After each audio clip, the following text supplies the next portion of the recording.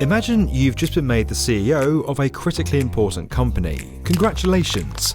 Your first act as the big boss is to build a new factory to keep on making that essential thing you produce. You found a great location, the architect's drawn up plans, and the contractors are ready to break ground. But there's just one problem. Because of various international events, your country is facing an energy crisis. And the electricity you need to power your factory is going to cost a lot more than you planned for. The company could crash, nobody will be able to buy that thing you make, and you could be run out of town by an angry mob. Kill the monster! You need carbon-free power and fast, but what can you do? You could build wind and solar facilities, but they're a bit intermittent, and as every Tomorrow's Build viewer knows, you need decent battery storage for that. A coal-fired power plant is out of the question, and let's just say a lack of gas is kind of what caused the problem in the first place. It looks like you're running out of options, but the one thing you definitely wouldn't do is build a nuclear power station. Right? Well, if that sounds ridiculous, then keep watching, my curious CEO. It might not be quite as strange as it sounds. As you might expect, building a nuclear power station is a pretty big deal. Take Hinkley Point C, a new nuclear power plant under construction in southwest England, the first to be built in the UK for decades. The plan was announced in 2010, but construction didn't start until 7 years later. Then, after a series of pretty expectable delays, the site isn't due to come online until 2028. The cost of that project has doubled to a staggering £32 billion, and it's being paid for by a multinational consortium of French and Chinese companies. So yeah, quite a big deal. Why is it so expensive? Well, a plant like Hinkley Point is a utility-scale power station that should power around 6 million homes.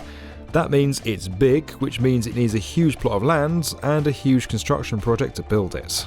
Because of the sheer size of that scheme, it would be impossible to make nuclear power scalable in the same way as solar power is, where if you want more energy, you can just install more solar panels.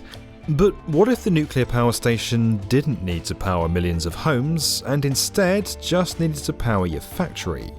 Well, then the power station could be much smaller. And if it's smaller, that means it could be cheaper, which means you could create more of them. And while you're at it, you could start to build things on a production line. Enter Last Energy, the commercial spin-off of today's sponsor, Energy Impact Center. It's a US startup that's trying to revolutionise the nuclear industry through the power of standardization.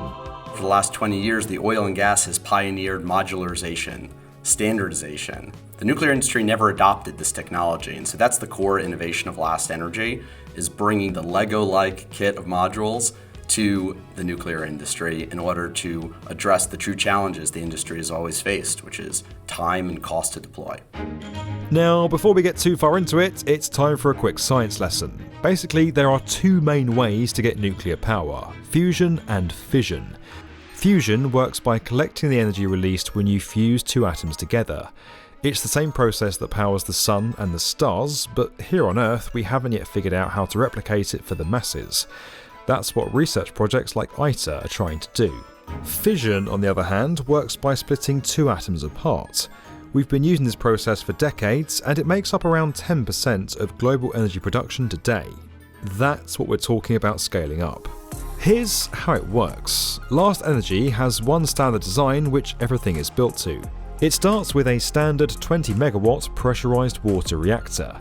There's nothing particularly special about this. It's the kind of reactor that keeps about 300 nuclear plants around the world running. All the other elements needed to turn nuclear fission into electricity, like turbines, cooling fans, and a control room, are then manufactured in a factory in Texas. A housing is built to contain everything, and the whole package is sent off to site. Crucially, everything is designed to fit inside a standard shipping container, which can then go pretty much anywhere on Earth. And this is kind of what makes Last Energy unique. Instead of reinventing the wheel, it's reinventing the way wheels are made.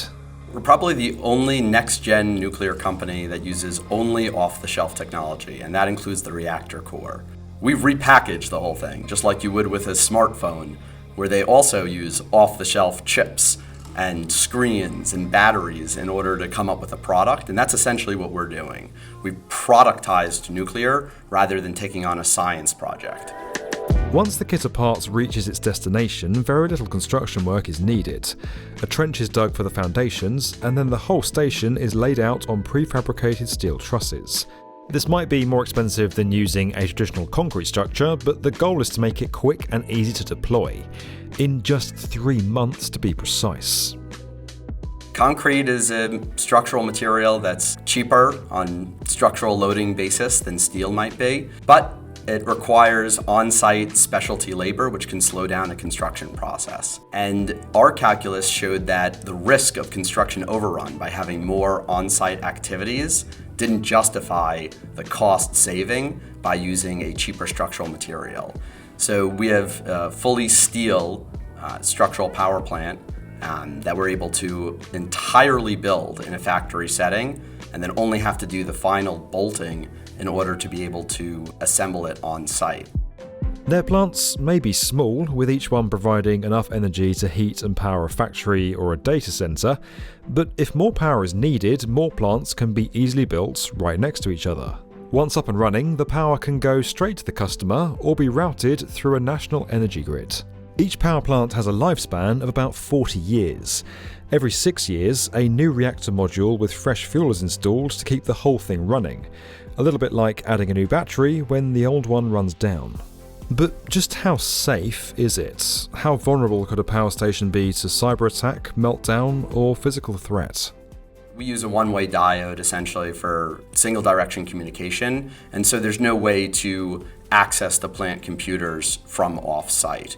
But the notion of safety in the nuclear industry is often misunderstood. This industry is often branded as hazardous, and I don't like to perpetuate that. Yes, of course, you have to worry about contamination issues, and you got to control your radiation. That's a given.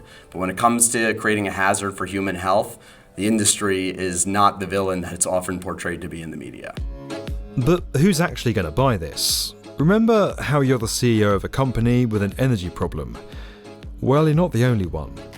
Due to well-known events, Europe's energy supply is not exactly stable, and there are plenty of businesses looking for a way ahead. Two of the early countries to show serious interest in our product were industrial off-takers from Romania and from Poland. So these include off-takers such as automotive factories, chemical, pulp and paper, cement, glass, and data centers. What they're looking for is energy stability. They want to know what they're going to pay for power moving into the future, and they want energy security as well, especially in these uncertain times in Europe, where you don't know not only what the price of energy will be, but if you can even access it. That is untenable for a factory that needs to be running 24/7 all the time and have power to deliver their product. The first of these nuclear power plants is due to come online in 2025, after which Last Energy plans to scale up production to full speed. So someday soon, when you've got your factory up and running, you can relax knowing you've got all the power you need to make your customers happy and keep the mob at bay. Good work, boss. This video was sponsored by Energy Impact Center. You can learn more about securing a clean energy future at the link below. There's also the chance to dive deeper on Last Energy and the other topics on our channel over on the World's Best Construction Podcast, available right now wherever you get your podcasts. And as always, if you liked this video and you want to learn more about where construction is headed, make sure you're subscribed to tomorrow's build.